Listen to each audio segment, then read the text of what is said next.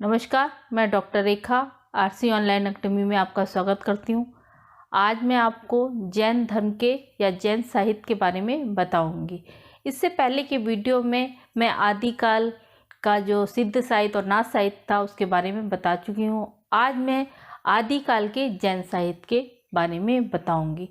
जैन साहित्य आदिकाल का बहुत ही महत्वपूर्ण साहित्य था, क्योंकि इन्होंने अहिंसा वगैरह पे बहुत जोर दिया। इनका मेन मुद्दा या मुख्य जो इनका व्रत था वह था कि अहिंसा ना करना।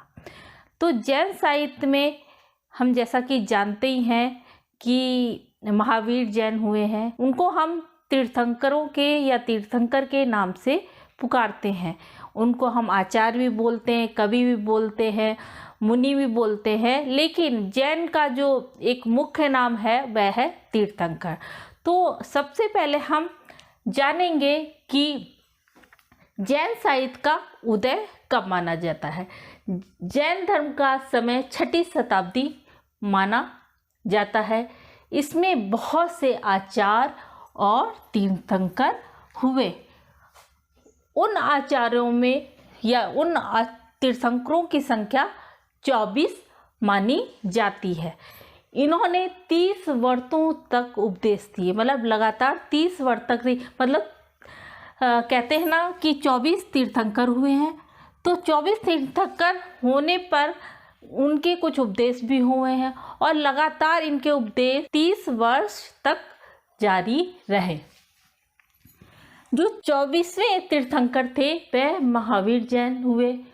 उन्होंने सबसे ज़्यादा बल जिस पे दिया है वह है अहिंसा, मतलब किसी को भी अहिंसा नहीं करनी चाहिए। इन्हीं तीर्थंकरों ने जैन धर्म के प्रसार के लिए प्रयास किया और आगे चलकर ये धर्म 2 शाखाओं में विभक्त हुआ, दिगंबर और श्वेतांबर। तो जो दिगंबर था वह दक्षिण भारत और मध्य देश रहा। दिगंबर का जो प्रचार प्रसार हुआ वह दक्षिण भारत और मध्य देश रहा। ऐसे ही श्वेतांबर का जो प्रसार हुआ है वह राजस्थान और गुजरात के क्षेत्र में अधिक हुआ है। इन तीर्थंकरों ने बताया कि कोई भी व्यक्ति अपनी साधना और पौरुष से परमात्मा बन सकता है। परमात्मा वह कैसे बनेगा? वह अपने पर नियंत्रण रखेगा, क्रोध नहीं करेगा, अहिंसा नहीं करेगा, मतलब अपनी आत्मा पर उसका पूर्ण नियंत्रण होना। एक चीज़ और मैं बता देना चाहती हूँ कि ये जो जैन शब्द है, ये जैन शब्द कहाँ से आया? जैन शब्द जिन, कुछ लोग इस जिन को मानते हो, कुछ लोग इस जिन को मानते हैं। ऐसा कि ये इस जिन को मानते हैं। तो इस जिन का मतलब होता है विजय। अब विजय किस पे प्राप्त करना? अपने पे विजय प्राप्त करना। अपने पे कैसे विजय प्राप्त करना? क्रोध ना करना, अहिंसा ना करना, और मतलब बहुत सारी जो हमारे अंदर बुराइयां हैं या हम जिस पे लालच करते हैं उन सब पर नियंत्रण करना, कामेच्छा पे नियंत्रण करना, सभी चीज़ों पे नियंत्रण करके अपने आप पर विजय प्राप्त करना ही, जो विजय प्राप्त कर लेता था वही जैन तीर्थंकर कहलाता था। यानी अपने पे पूर्ण रूप से विजय प्राप्त करना। तो ये जैन शब्द इसी जिन से आया है, मतलब जो विजेता है वह जैन है। उसके बाद आते हैं जो जैन जो साहित्य है या जैन धर्म के मानने वाले, उनके कुछ नियम थे, कुछ व्रत थे। वह क्या है उनके बारे में हम जान लेते हैं। पहला था अहिंसा। जैसा कि मैंने पहले ही बताया कि इनका मुख्य उद्देश्य था कि अहिंसा ना करना, मतलब किसी को मारना नहीं, पीटना नहीं, हिंसा ना करना, लड़ाई झगड़ा ना करना, वह अहिंसा। उसके बाद आता है सत्य, सत्य बोलना, सत्य। उसके बाद आता है परिग्रह। परिग्रह का मतलब होता है कि धन संचय ना करना, कि जो धन है मतलब उसको इकट्ठा करके ना रखना। उसके बाद आता है अस्ते। अस्ते मतलब चोरी ना करना। ये हमारे 4 जो व्रत थे ये पहले थे। उसके बाद 5वां व्रत इसमें बाद में जुड़ गया, वह है ब्रह्मचर्य। क्योंकि जब ये सब पालन करोगे तो आप ब्रह्म की ओर अग्रसर होगे, तो वह ब्रह्मचर्य का पालन भी करना इसमें निहित हो गया। उसके बाद आता है, ये तो हमारा कुछ मैंने जैन के बारे में बताया। अब आता है कि जैन साहित्य। जैन साहित्य 2 भागों मतलब में पाया जाता है, मतलब 2 तरह से पाया जाता है। एक प्रबंध काव्य के रूप में पाया जाता है, एक मुक्तक काव्य के रूप में पाया जाता है। प्रबंध और मुक्तक के बारे में मैं डिटेल में एक वीडियो बना चुकी हूँ, आप चाहें तो वो देख सकते हैं। उसके बाद आता है जैन जो साहित्य है वह कैसे लिखा गया। जैन साहित्य की जो शैली थी वह मुख्यतः 4 रूप में हमें मिलती है। मतलब जैन के जो उपदेश, उनका जीवन शैली, उनका रहन सहन जो था वह सारा इस जैन साहित्य में हमें देखने को मिलता है। जैन साहित्य के जो नायक होते थे मुख्यतः जैन ही होते थे, मतलब वह अपने जो तीर्थंकर थे उन्हीं को मुख्य रूप से नायक मानते थे।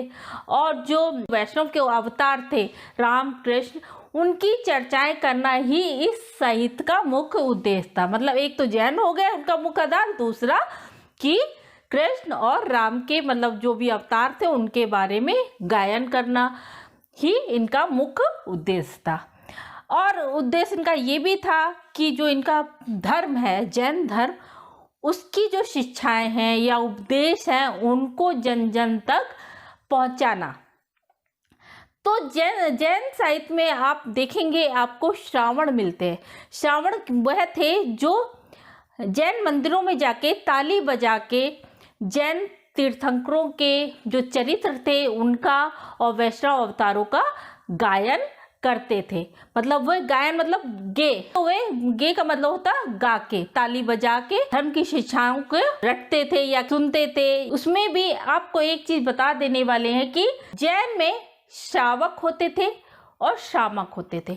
श्रामक वह थे जो पूर्ण रूप से जैन गुरु थे या तीर्थंकर थे, जो पूरे विधि विधान से जैन जो व्रत थे उनका या जैन नियमों का पालन करते थे, यानी पूर्ण रूप से वह सन्यासी थे।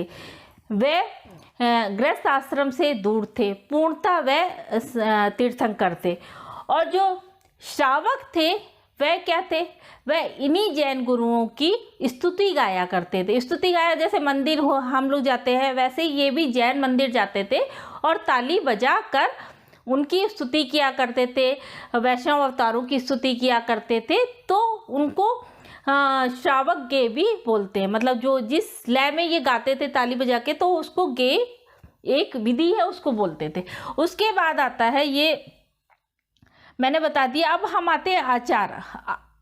ये शैलियाँ हैं जैन साहित्य की, आचार, फागु, रास और चरित्र।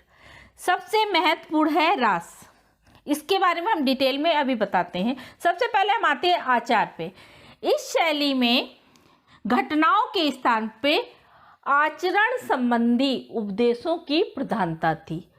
गृहस्थ जीवन के कुछ नियम होते थे और ये जो हमारे तीर्थंकर थे उनके नियम थे, उन सब के आचरण हमें कैसे करना चाहिए उसके बारे में उपदेश हमें मिलते हैं। उसके बाद आता है फागु। फागु शब्द मेरे ख्याल से ये फागुन जो मास का महीना होता है, बसंत ऋतु होती है, उस ऋतु में कुछ उत्सव गीत गाए जाते थे। तो वह जो गीत गाए जाते थे उनको जैन कवियों ने अपने आप में ग्रहण किया। तो ये फागु शैली वहीं से हमें प्राप्त हुई है।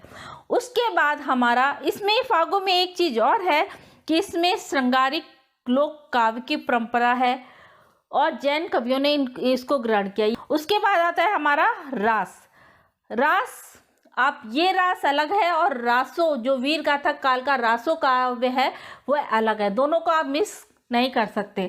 तो ये रास क्या है, जैन तीर्थंकर रास में क्या है, रास में जैन तीर्थंकरों के जीवन चरित्र, मतलब जैन जितने भी हुए उनके चरित्र की कुछ विशेषताएं थी उनके बारे में, वैष्णव अवतारों का वर्णन, जैसे कृष्ण के बारे में, राम के बारे में उसका वर्णन, और उनकी कथाओं का, जैन आदर्शों का प्रतिपादन हुआ है। रास यानी गै काव्य, यानी गाया जाने वाला काव्य, इसमें छंद हमें देखने को मिलते हैं। उसके बाद आता है चरित्र। चरित्र में क्या है? जैन तीर्थंकरों के चरित्र का वर्णन प्रबंध काव्य शैली में किया गया है। तो हमने ये 4 शैलियां हमें जैन साहित्य की प्राप्त होती हैं। पौराणिक जैन ग्रंथ हैं, उसमें हमें जो पौराणिक जैन ग्रंथ है उसको हम आगम के नाम से भी जानते हैं। कभी कभी ये क्वेश्चन आ जाता है जो कि आगम, ये आगम शब्द मूल ग्रंथ के लिए प्रयोग किया जाता है, जो मूल ग्रंथ है उनके लिए प्रयोग किया जाता है। अब हम थोड़ा ये जानना जरूरी है कि जो जैन धर्म के प्रथम संस्थापक कौन थे। तो जैन धर्म के प्रथम संस्थापक ऋषभदेव को माना जाता है। तो प्रथम हो गए ऋषभदेव। उसके बाद आता है 22वें तीर्थंकर, 22वें अरिष्टनेमी और 23वें तीर्थंकर पार्श्वनाथ को माना जाता है। और 24वें जो तीर्थंकर है वह महावीर स्वामी, 24वें तीर्थंकर महावीर जैन या महावीर स्वामी जिसको हम बोलते हैं। इनका जन्म 540 ईसा पूर्व हुआ था। इनका जन्म कितना? 540 ईसा पूर्व माना जाता है, वैशाली में। और जो ये जैन थे, इन्होंने साहित्य का निर्माण या साहित्य क्यों लिखा? इनके जो उपदेश थे या इनके जो तीर्थंकर थे और इनके उपदेशों को जन साधारण तक पहुंचाने के लिए इन्होंने इस साहित्य का निर्माण किया। ये जन साधारण के बीच जाकर जो अपने जो व्रत या नियम थे उसको बताते थे और उसको ग्रहण करने के लिए बोला करते थे कि आप इन नियमों का पालन करें, इससे जीवन सरल हो जाएगा। तो इस तरह से जैन साहित्य लिखने का प्रादुर्भाव स्टार्ट हुआ, या ये कह सकते हैं जैन साहित्य शुरू हुआ।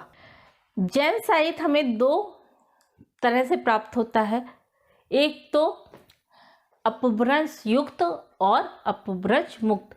अपभ्रंश युक्त जो साहित्य था 10वीं से पहले माना जाता है और अपभ्रंश मुक्त जो साहित्य था 10वीं के बाद माना जाता है। तो जैन साहित्य हमने इतना जान लिया। अब हम जैन रचनाएं हैं और उनके रचनाकारों के बारे में थोड़ा सा जानेंगे।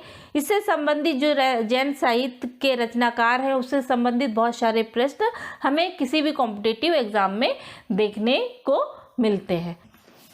तो अब हम जान लेते हैं जैन साहित्य और उसके जो साहित्यकार हैं और रचनाएं उनके बारे में जानेंगे।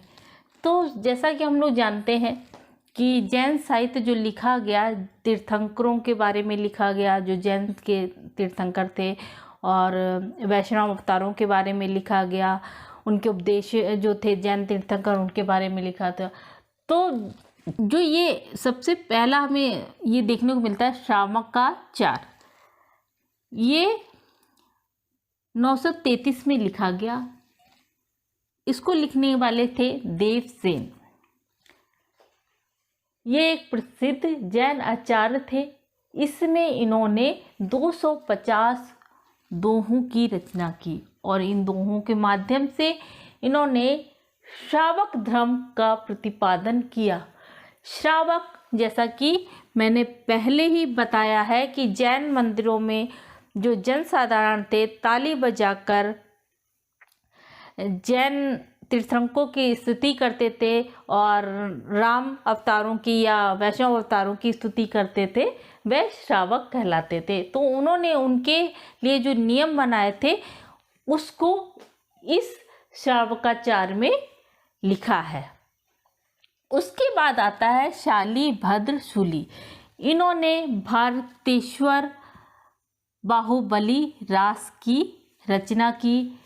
ये खंड काव्य, हम पहले ही महाकाव्य और खंड काव्य के बारे में बता चुके हैं कि महाकाव्य जिसमें एक नायक होता है और पूरी कथा उस पर आधारित होती है और मोटा सा काव्य होता है।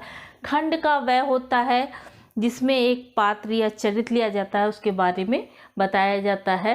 तो ये खंड काव्य छोटा भी होता है।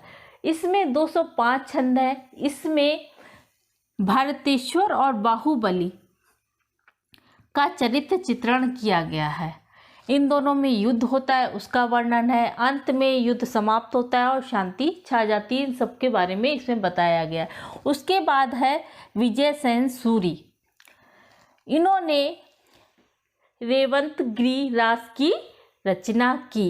इसमें इन्होंने नेमिनाथ की प्रतिमा रेवंतगिरी तीर्थ का सुंदर चित्रण किया, यानी नेमिनाथ की जो प्रतिमा है उसका और रेवंतगिरी तीर्थ था उसका सुंदर चित्रण किया है। मतलब उन्होंने इतना ज़्यादा उसके बारे में लिखा है कि आपको ऐसा लगेगा कि उसके हमें दर्शन करने चाहिए थे। उसके बाद आता है जिनधन सूरी ने स्थूलीभद्र रास की रचना की। इसमें इन्होंने स्थूलीभद्र एवं कोशा एक वैश्या थी उसके बारे में लिखा है। उसके बाद आता है आस्कू। आस्कू ने चंद्रबाला रास की रचना की। अगर ये पूछा जाए कि इनकी पहली रचना कौन सी थी तो वह है जीवदया रास, ये इनकी पहली रचना थी। उसके बाद आता है सुमतिगण। सुमतिगण ने नेमिनाथ रास की रचना की। इसमें 58 छंद है। उसके बाद आता है, हम जानते हैं स्वयंभू, ये बहुत इम्पोर्टेंट है। स्वयंभू ने पौचरित मतलब राम कथा का, पौचरित में राम कथा का वर्णन है। इनको स्वयंभू को अपभ्रंश का वाल्मीकि भी कहा जाता है। कभी कभी ये क्वेश्चन आता है कि अपभ्रंश का वाल्मीकि किसको कहा जाता है, तो हम आंसर में ये लिख सकेंगे कि स्वयंभू को वाल्मीकि या कहा जाता है। उसके बाद एक मुस्लिम साहित्यकार हुए जिनका नाम है अब्दुल रहमान। इन्होंने संदेश शासक ग्रंथ लिखा, उसकी रचना की। उसमें इन्होंने विक्रमपुर की एक विरहिणी मतलब विरह में व्याकुल स्त्री का वर्णन किया है। तो अगर अपभ्रंश युक्त जो साहित्यकार हैं उनके बारे में कभी कभी पूछा जाता, 3 साहित्यकारों को, अपभ्रंश के साहित्यकारों को लिखिए, तो उसमें आप स्वयंभू डाल सकते हैं, धनपाल डाल सकते हैं, पुष्पदंत डाल सकते हैं। और भी कई साहित्यों ने रचना की हैं जो प्रसिद्ध रही हैं, उनका थोड़ा सा मैं बताती थी। कुमाल पाल रास, गौतम स्वामी रास, समरा रास, पुष्पदंत, ये लेखक है, ये